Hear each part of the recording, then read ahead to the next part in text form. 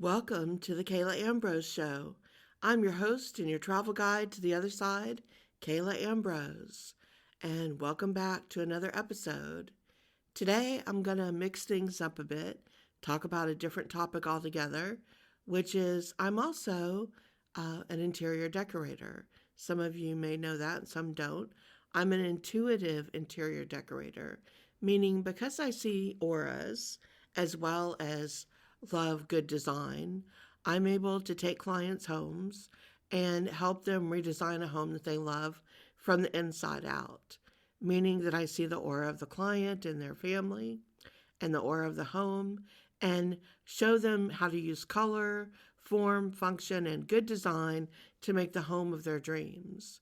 A home that's peaceful, that's warm, that's a sanctuary, that's inviting and welcoming to others, that's functional, and that really supports you. It creates a great environment to be in, and attention is paid to everyone in the home. If you'd like to know more, go to my website, exploreyourspirit.com, and click on Interior Decor, and you'll see all about the intuitive and interior design work that I do there. And I share a lot of client spaces that I've done on my blog there, as well as ideas and things for the holidays, how to decorate. I give lots of decorating tips on there too, so that you can follow your own intuition and design a home that you love as well. So, with that topic in mind, today I want to talk about interior design trends for 2022. Let's talk about what's coming up. I have to say, I'm really excited because things are finally changing. And those of you who have been reading my blog, following my work with interior decor, you know I've not been happy about this minimalism, uh, gray, monochrome, monotone, no personality uh, trend that's been around for a while. And I understand it was intended to de stress, but I actually think sometimes when you remove so much stimulation, it actually causes more anxiety and more depression. And there's nothing for the eye to really connect with. There's no color, there's no vibrancy. And I think it's led to a lot of younger people who really embrace that trend to feel more anxious and depressed, honestly. So I'm really happy to see that this trend is dead, and I'll talk more about that in a minute. But first, I have to talk about one of my favorite things, which is texture. I love fabric and texture. And one of my favorites is chenille. And I used to have chenille pillows everywhere. And I had this great house where we turned one of the rooms into a big library. And it was gorgeous with the dark wood, the books everywhere, and very lush. I had a deep green velvet sofa. I had wing-back leather chairs and chenille pillows and throws on everything. And if you've ever had chenille as a fabric, it's hard when it goes away, when the trend stops and your pillows wear out, and then the pillows turn into linen or cotton, which look nice, but they're just not very snuggly. They're not fun to lay on. If you've ever snuggled up in a chenille throw or a chenille pillow, you know what I'm talking about. If you haven't, get ready. It's coming back, and you're going to be a convert just like me. Velvet's coming back too, so I expect to see that again in fabrics, including furniture, velvet chairs, which I have two of them right now in green that are so lush. Sometimes I just pet them because they feel so good. And I miss my velvet sofa too. I might have to um, think about that now that it's coming back as well. So look for those really lush, decadent fabrics that just make you feel good when you touch them and make you feel like, hey, things aren't so bad. This really feels great. Now, along with that, as I mentioned, texture coming back like that, texture is coming back in a big way everywhere. On the walls with fabrics and wallpaper and stone. Again, go look at my blog and see the huge wall that I built out of quartz crystal stone. It's incredible. Uh, You're going to see texture on furniture where there's ridges and texture and stone and other materials used and marble, but with a texture finish to it. You're going to see this in furniture, on tables, everywhere. Texture, texture. The mind is so ready to come alive again and be stimulated after going almost comatose with this minimalism. I can't say minimalism without laughing. It's just, I'm so glad it's over. One of my other favorites coming back, neoclassic design. I'm a huge neoclassic fan. If you're wondering what neoclassic looks like, think of statues, think of the Renaissance period, think of ancient Greece, French design, think of columns, things like that, neoclassic. That revival, French revival, all that's coming back.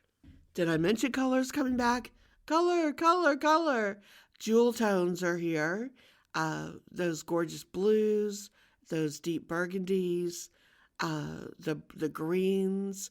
Think of a peacock feather, all the beautiful colors in there, mixed in with all our metal colors, our golds, our silvers and coppers, jewel tones everywhere.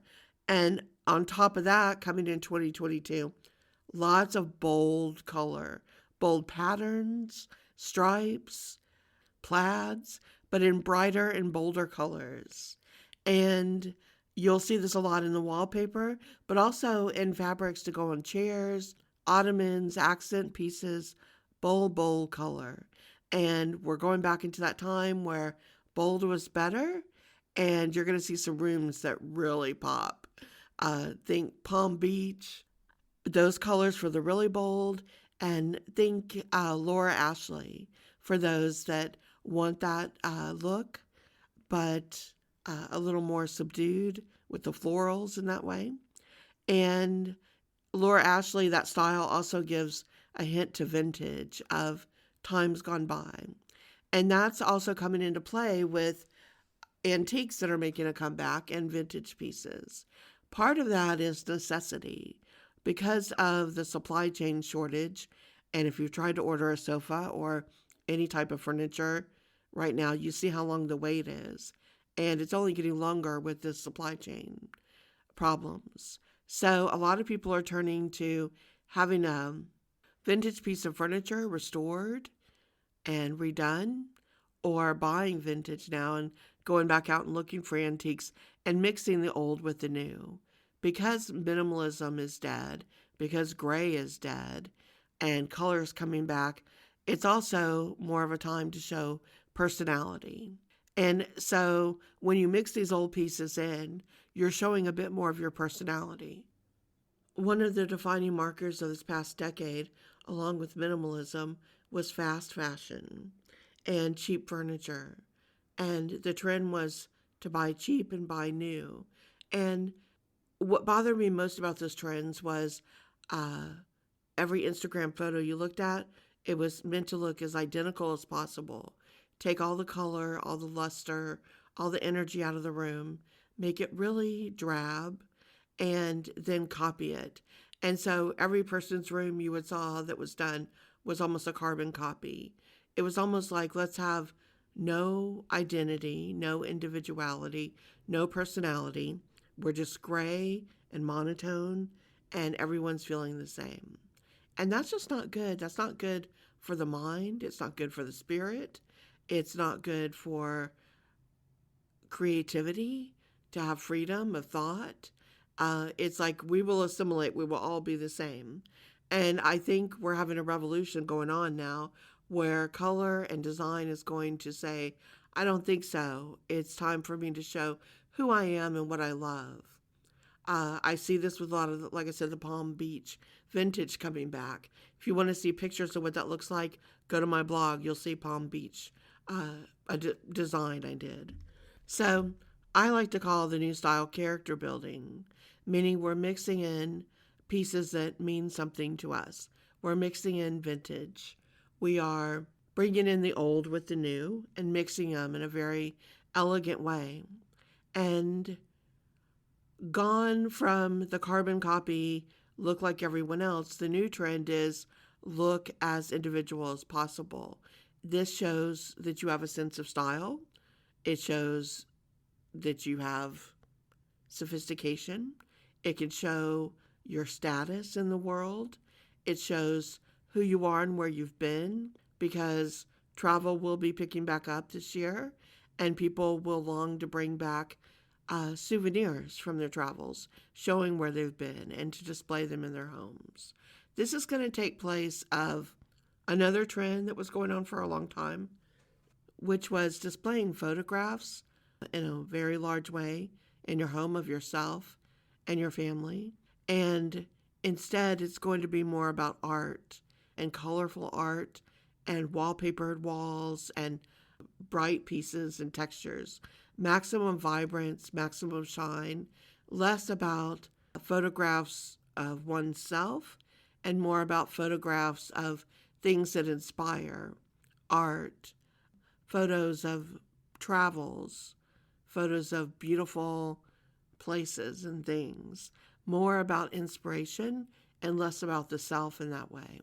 So instead of where the previous trend was very basic, everything's monochrome, everything's gray, everything's bland, and punctuated only by photos of oneself, the thought has turned into, hey, we need to appreciate this world and the beauty in the world and the beauty outside and bring all that in.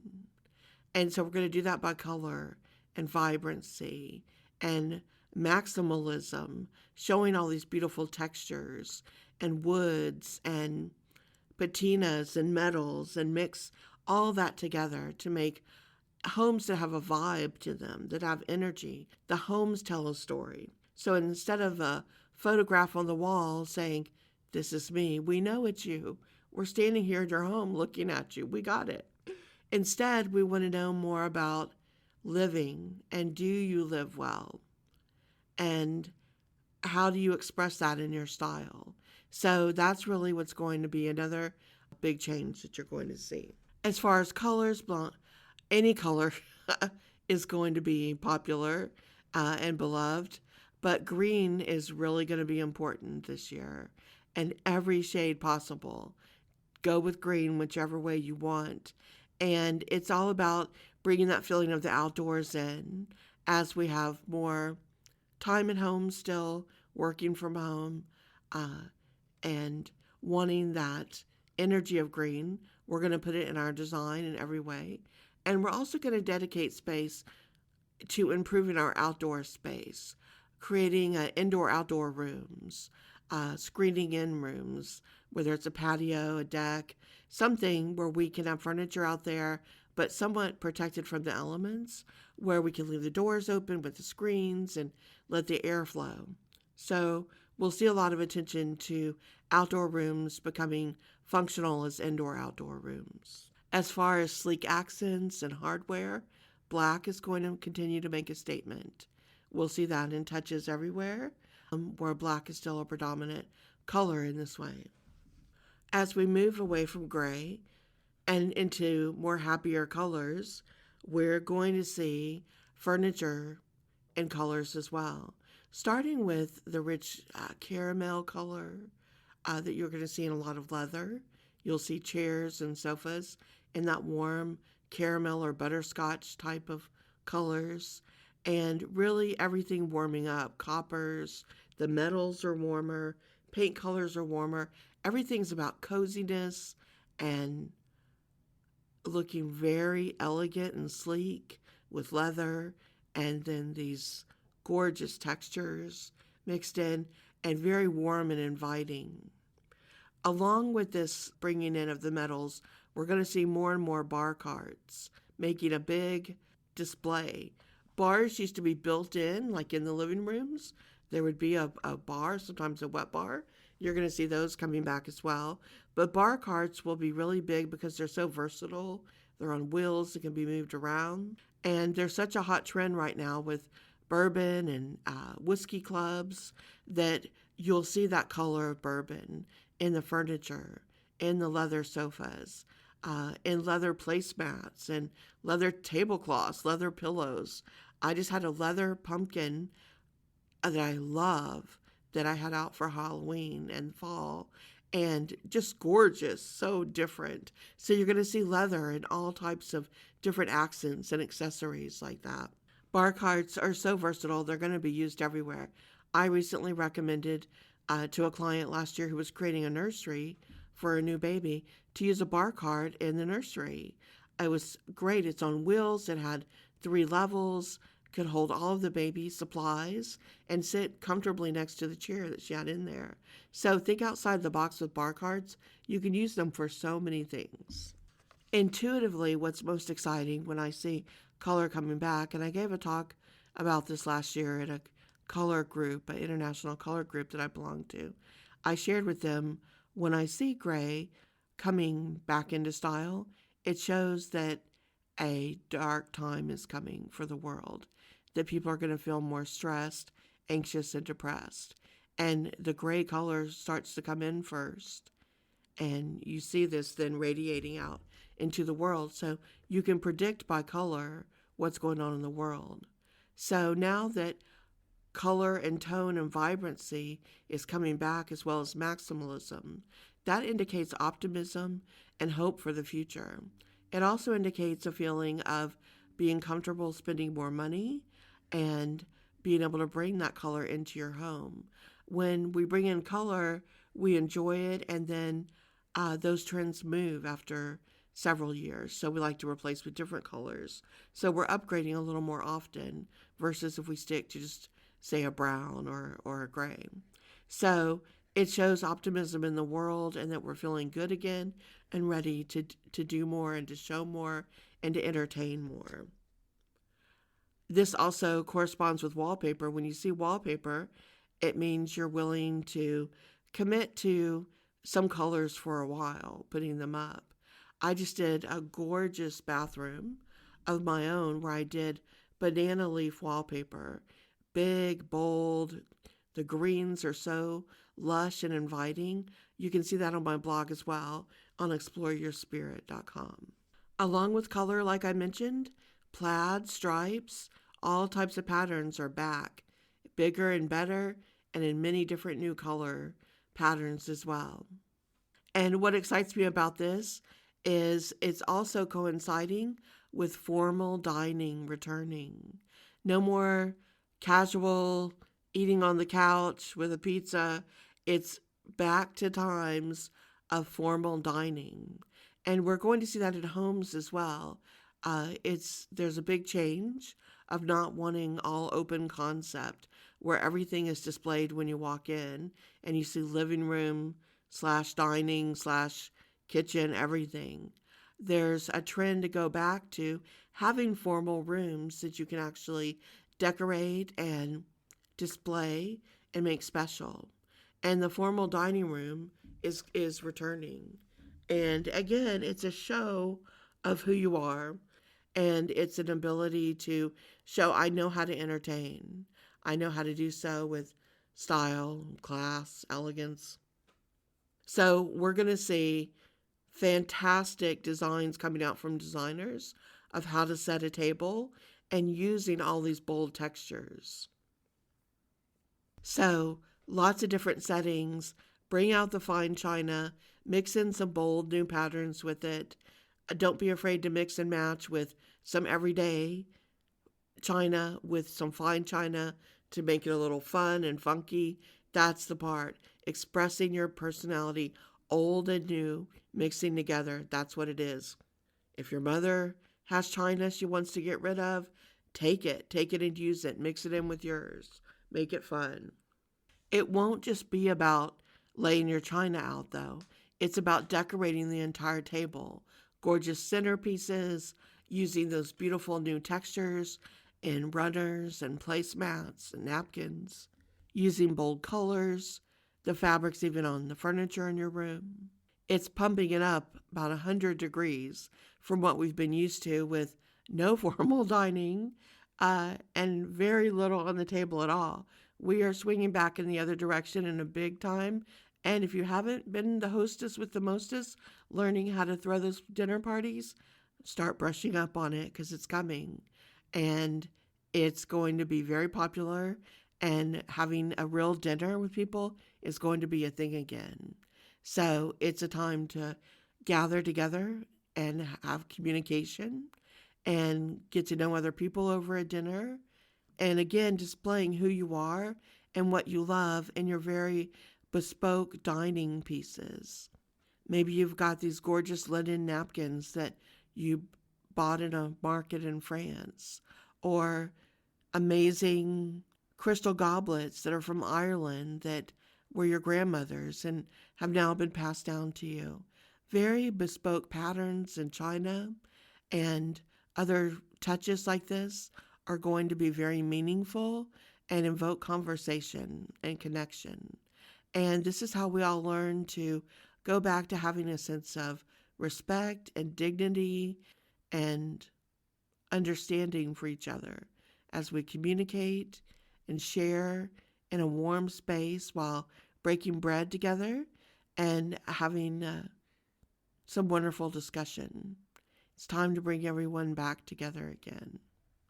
Coming in hot, and it's been make do for the past 2 years. And I never understood why this trend went away in the first place, but it's back for the home office, and that is definitely here to stay. Remember when home offices first became a thing, with really people having computers in their homes? And it really surprised me when people were like, oh, I don't need this. Maybe because they had a laptop, they thought they were fine working with it on their lap. But I've always thought home offices were extremely important to store things, to have a quiet place to go work. And now, more than ever after COVID, working from home is here to stay. And more people are going to do it. And there's also a need for a study area for children, as we all found out when schools went remote as well. And one of the newer trends you'll see is there's going to be two or more of these spaces needed. One's for the person who really works from home full time, and they're going to need it to be like a standard office that they go into with a door to shut and some privacy. The other needs to be a study space that also functions possibly as a second home office for another spouse or partner at home who works from home occasionally. At least one of them will need to be a room with privacy for Zoom meetings and the like with that, where they can talk without hearing children or dogs barking or any of the other noises throughout the home. So one room really will have to be dedicated that can be closed off for a home office, and a second for a study and occasional work area. So we're going to see these back in the homes again, which again shows us creating more of a formal design in the home with the rooms. Formal dining room coming back. Formal office slash study slash library coming back.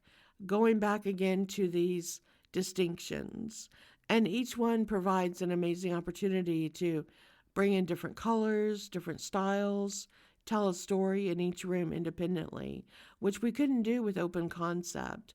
Open concept, you had to kind of agree this is how it was going to go because all the rooms flowed into each other.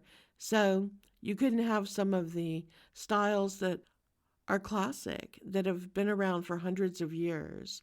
If you go look at decor used in Europe, in France, and in England, and even further back, that decor that spoke of color and design and travel and collecting things over time, and rooms were referred to by their colors. Let's go into the blue room or the red room, and very bold colors were used on the walls to evoke emotions and a sense of storytelling and to create that energy. And of course, as someone who sees auras, that's very important to me. I think the colors in those rooms really do matter. The color in your bedroom should be very different than the color in your dining room and onward. So this will be really fun in a way for everyone in your family to connect as well, to discuss with your children. Hey, what color would you like in your room? Let's move away from this monochrome look and bring some color in here, and to discuss with everyone what they might like and enjoy. Adding even more fun to this is that fun is back. Being lighthearted having some levity in your decor, having some fun pieces. You'll see furniture that's even more playful, that's rounded, that swivels more, moves more, rolls more. Furniture that can be played on, furniture that's lots of color and texture and invites you to climb on it and to enjoy it and enjoy the way it feels and looks.